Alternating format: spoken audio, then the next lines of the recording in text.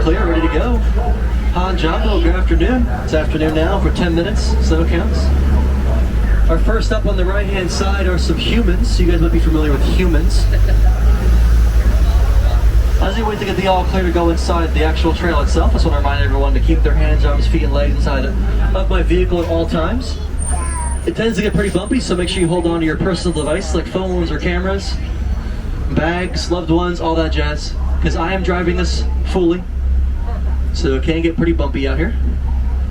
While we wait for that lantern to nice give us a all clear, I want you guys to look at the right-hand side there. It's Harambe Wildlife Reserve. Harambe is the Swahili word that means we're coming together, working together as a group. Oh man, get in the front. Please make sure your flash is off. Oh, sorry. Yeah. I mean, you probably won't need it because it's pretty open today and it's a good soft box outside with those clouds out. But the animals, they're probably not gonna like flash too much. Our first stop is the little Ituri Forest. A couple animals here on the right is the okapi with those striped legs. People believe the okapi are part of the zebra family because of those striped legs. They're actually part of the giraffe family. You see that? Look at its head. It has a very similar head shape to a giraffe, and we're going to see some giraffe out here today. So, a couple animals on the right. We have the copper ones are called bongo, and then this tan-colored one here is called a greater kudu. Greater kudu, that's a female. The males have horns. Speaking of horns, those bongo, those copper-colored ones, they use those strong horns to get through the brush without getting trapped inside. And they can actually go thick into the back of woodlands without getting caught in anything. So they get the term "ghosts of the forest" from the locals. And those white stripes on both the animals are supposed to like emulate the rays of light going through the canopy. So when the sun comes open and the ray of light gets through there from the sun, it looks kind of like light going through the canopy bed there. Got a black rhino left-hand side. Take a little bit of an afternoon nap. Now I know it's a black rhino, it looks a little more gray and even brown in color. Actually, because it covers itself in mud and dirt, helps protect it from the sun and other insects. It's not like a natural deterrent and natural sunscreen for the animal. There's actually a few animals on the reserve that cover themselves in mud to protect them from the sun. A couple more bongos, one all the way in the back up there. See how easy they are hiding?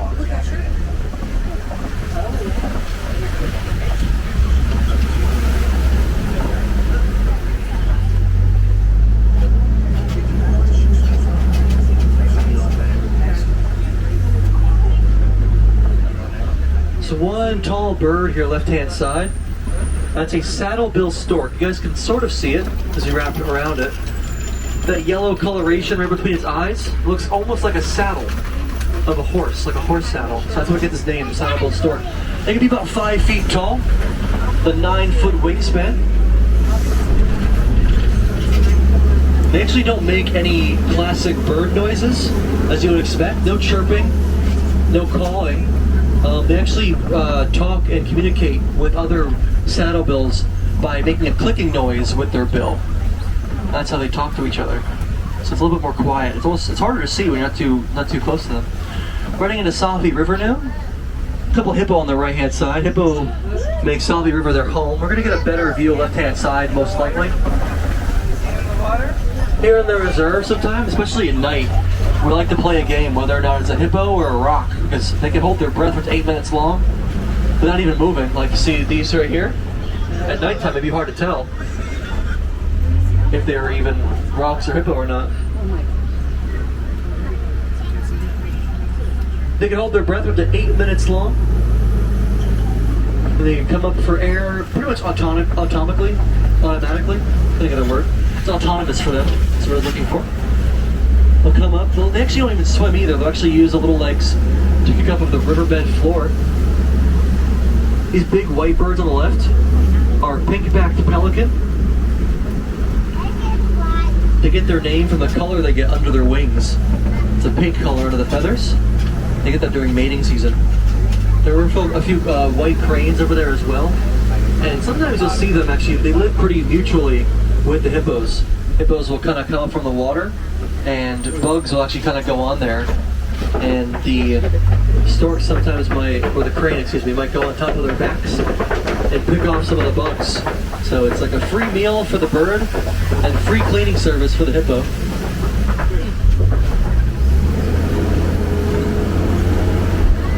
Hippos' babies are actually born at, wait for it, 85 pounds. A hippo baby is born at, so they're very large. It could be several thousand pounds a hippo can weigh.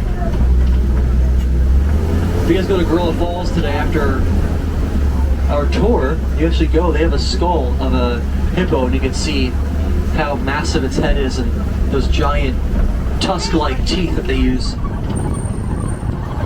We're now in the Savanna region. On the right-hand side there's a baobab tree.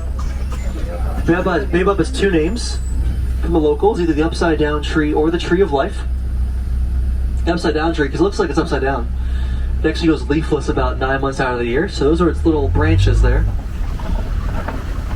It's a tree of life because it actually can hold water inside of itself for a very long time, and animals on the reserve can actually go up to that tree, get through the bark, and get so much needed water. Even during a dry season, we'll have water for it. No. We're now overlooking the West Savanna. West Savanna is actually home to some of the most iconic animals you guys probably know, like giraffe and zebra, maybe some wildebeest. I already see some of those animals now.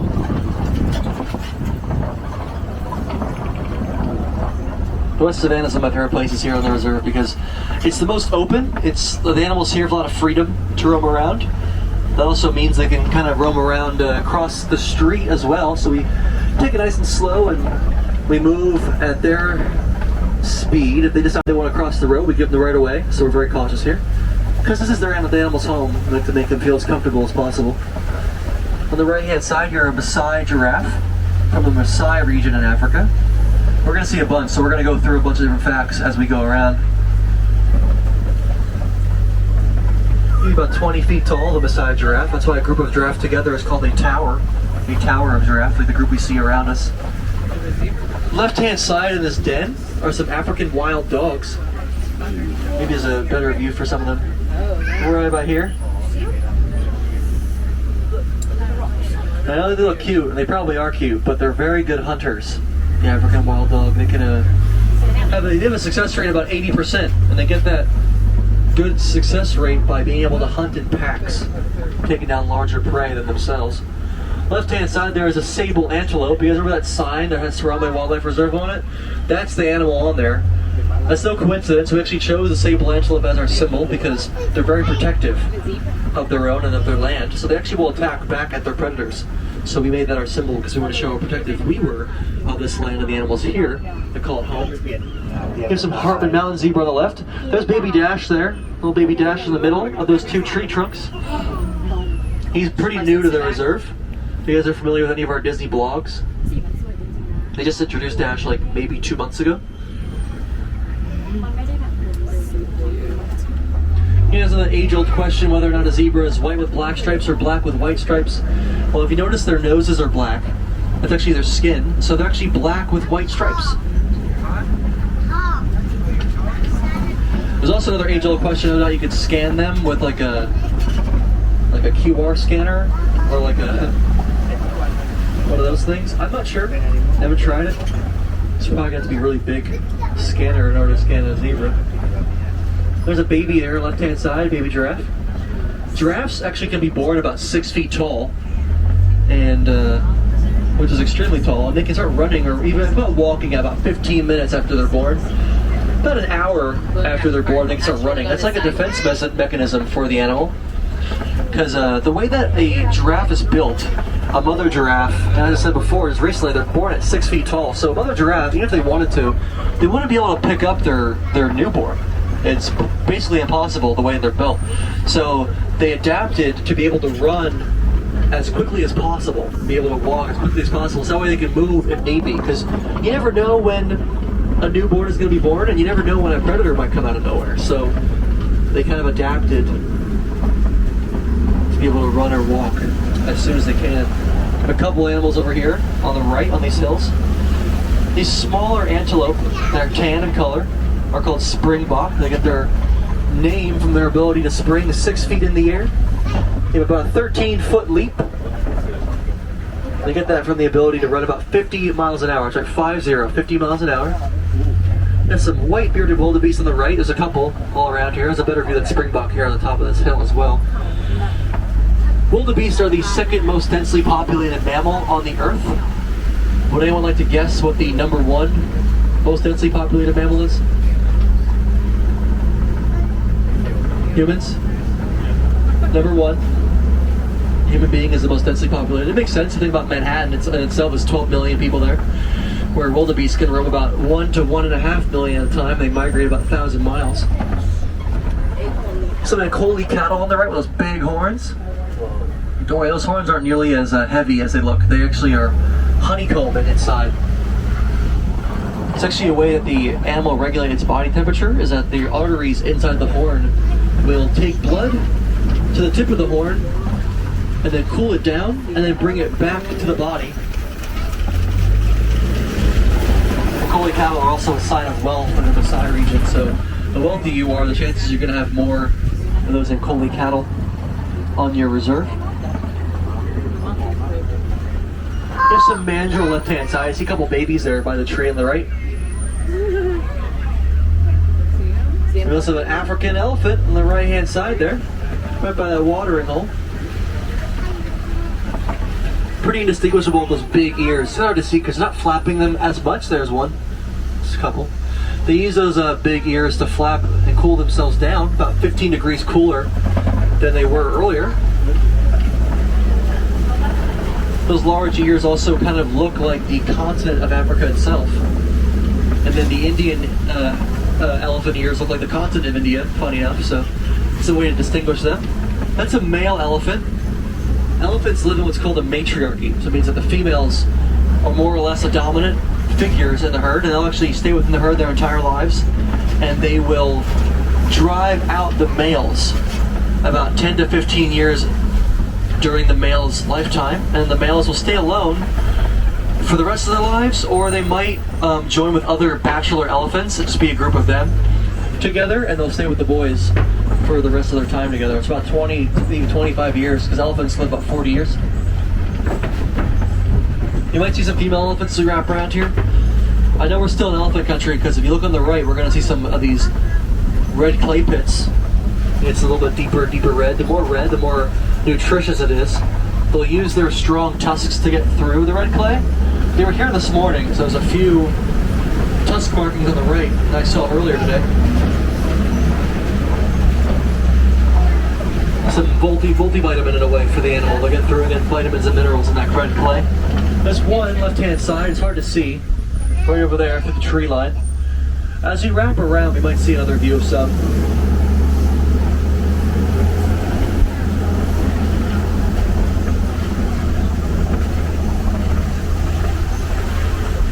I do see a couple more. I think I even see the baby. Maybe. Let's see.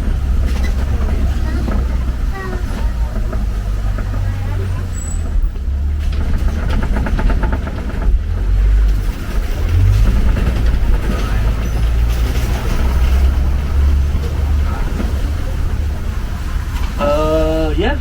There they are. Mama and her baby right there, left-hand side. They found some good water to drink there. Those big trunks can actually hold about 5 gallons of water at a time. So if you guys wanted to lose a water gun battle, just pick a water gun fight with an African elephant. You see them, see that baby right there is a very good example of how she's covering herself with that mud.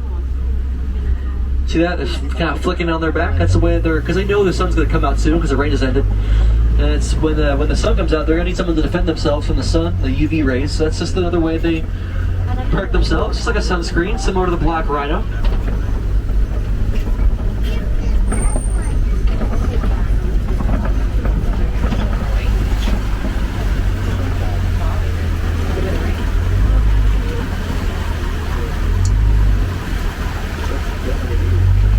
Got some greater flamingo, left-hand side. Greater flamingo are the largest and lightest pink flamingo we have on the earth. See the babies there in the middle, right there? Baby flamingos are born gray, and they'll continue eating a diet of shrimp and krill And that shrimp and krill will give them what's called beta-carotene, it's a nutrient. And after about a year or so of eating that diet, they will begin to get that pink coloration.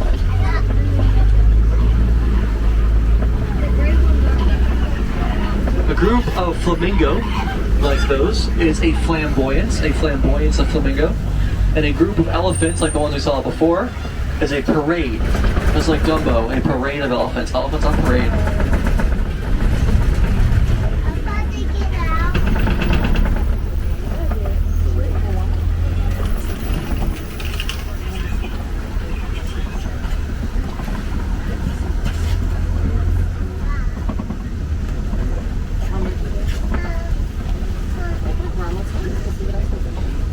Keep your eyes open because we're now into East Savanna. We're in East Savanna.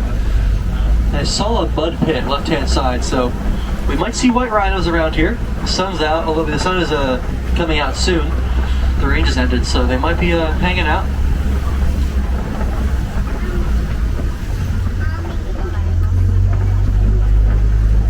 You also might see some cheetah out as well, so when I make this turn, keep your eyes open on that left-hand side of the hill, because cheetah tend to walk around up there.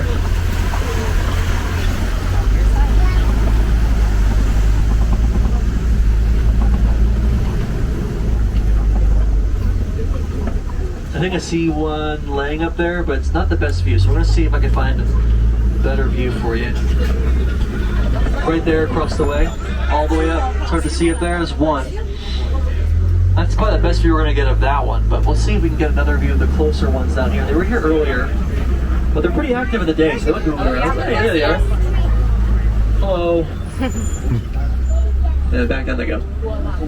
There's one more behind that tree as well. There's about 3 I saw already now. Cheetahs are built like athletes. They're the fastest land mammals. They clock in about 60 miles an hour anytime.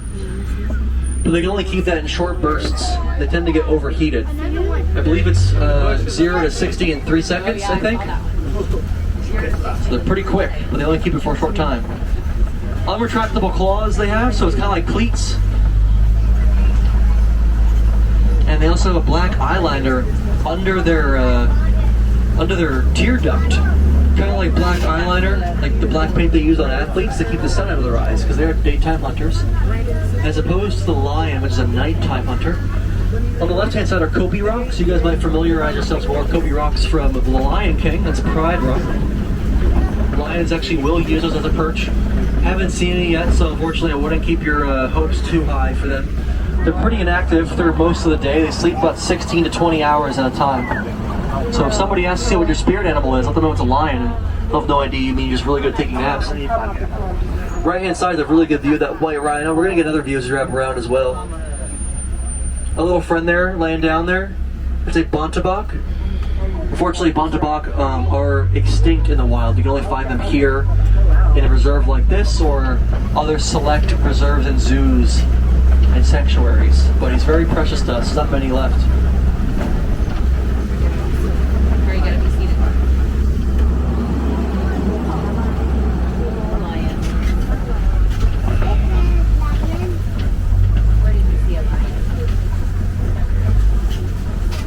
See some burrows here, so keep your eyes open for the largest burrowing mammal. There's one up there, the warthog, right next to that tree on the left. That's where that one was. The other one I saw earlier was taking a nap down here, so we're gonna see. There he is. Yep, I see him. See him right down there?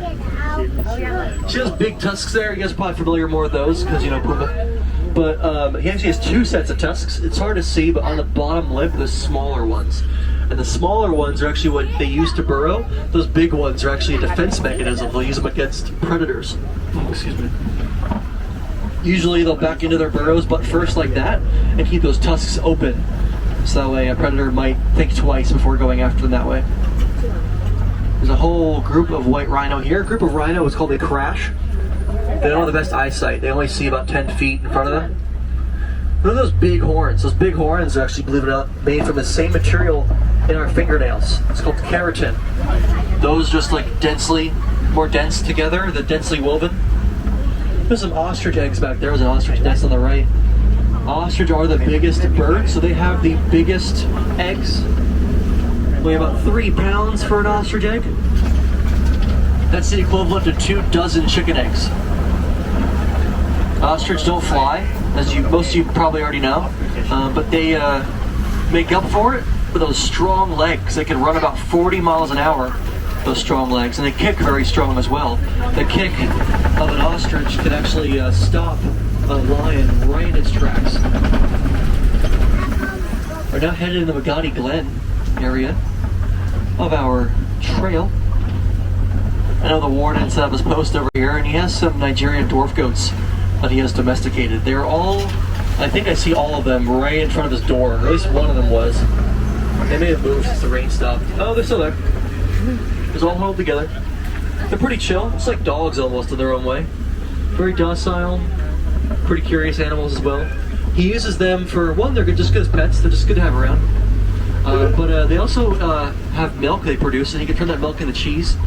Any excess milk and cheese that he has that he doesn't need, he actually will take it up to the village and sell it up there. It's actually a pretty good step towards conservation. So the villagers don't have to worry too much about going out to the natural world and disturbing the animals out there for their natural resources. And that last turn there indicates to me that that's the final turn of our tour. I'd like to thank you guys again for joining me so much. It's been pretty great. We saw a lot of animals today as well. Unfortunately, I said earlier, a lot of them actually are endangered. Some are even extinct in the wild. So it's efforts like you guys coming out here, learning about them and their habitats. It's a huge step for conservation as well. The more we can educate ourselves, other cultures around the world, the more we can better equip ourselves to, help right some of the wrongs in the past few decades. We have the Disney conservation projects as well. One of my favorite ones is the Lion Recovery Project. For the last 25 years alone, we've lost, this is not a joke, 50%, 50% of lion species in the wild. And we're trying to recuperate those numbers by 2050 at the earliest we can. If you guys wanted to do any more helping, we have the Disney Conservation Fund you guys can donate to. Disney will match any donation dollar for dollar, cent for cent, and 100% of that will go to animal conservation. You can go to any of our merchandise locations and ask them there how it works. Even if you get any souvenirs today, you can actually round your purchase up to the nearest dollar. And that will also count as a donation. Which becomes a complete stop before we stand up. Alright. I thank you guys again so much for joining me. And with those hands, arms, feet, and legs on the right hand side, those doors are going to slide open. And then we go to the Animal Kingdom.